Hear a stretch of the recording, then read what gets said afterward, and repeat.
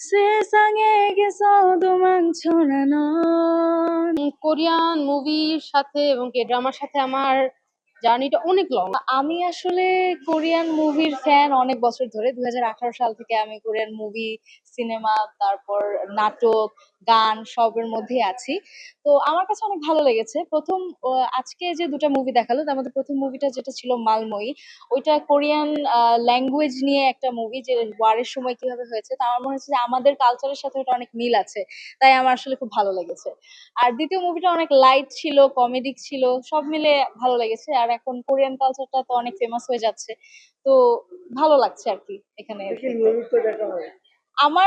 আমার মোটামুটি নিয়মিত দেখা হয়। আমি 2018 সাল থেকে।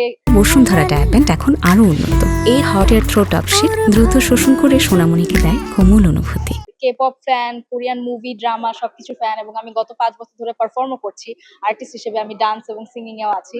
সো সেই জায়গা থেকে হ্যাঁ, অন্য কালচারকে নিজের সাথে কানেক্ট করার যে ইচ্ছাটা সেটাও বাড়ছে, সেটা ভালো লাগছে। অবশ্যই আমরাও জানতে চাই অন্য কালচারকে, নিজেদের কালচার, আমাদের কালচার যেন তারা জানে সেটাও আমরা চাই। সব কালচারের একটা এনগেজমেন্ট থাকবে, সেটাই ভালো, তাই না?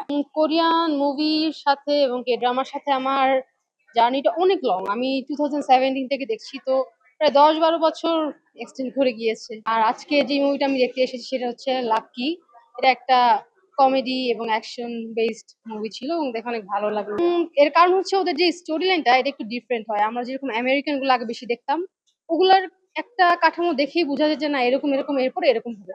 বাট কোরিয়ান যে স্টোরি গুলো হয় ওগুলো এক একটা ডিফারেন্ট হয়, এক একটা এক এক রকম কাহিনী হয়, যেটা কিনা আমরা আগে যেরকম একটা ধারণা করবো যে না এরপরে এরকমই হবে, এটা কিন্তু ইমাজিন করা যায় না।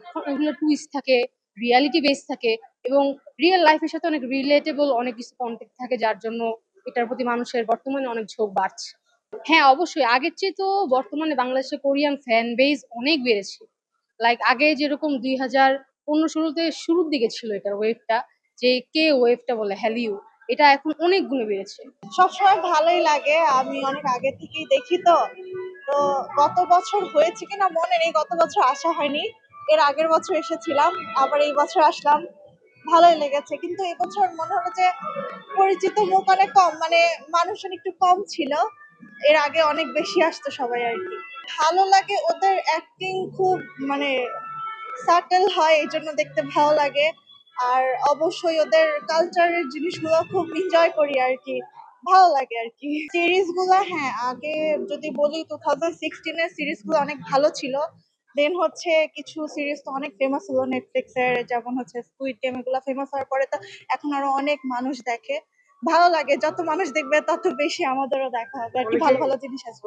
কিছুদিন আগে কোরিয়ান ওয়ার্ল্ড ফেস্টিভ্যাল হয়েছিল একটা, সেটার জন্য আমি একটা গানে অডিশন দিয়েছিলাম। সেখান থেকে আমি 2টা লাইন গাইতে চাই। এটা হচ্ছে আইউর একটা সং, গানটার নাম হচ্ছে লাভ উইনস অল। 세상에게서 도망쳐라 넌 나와줘 끝까지 가져 my lover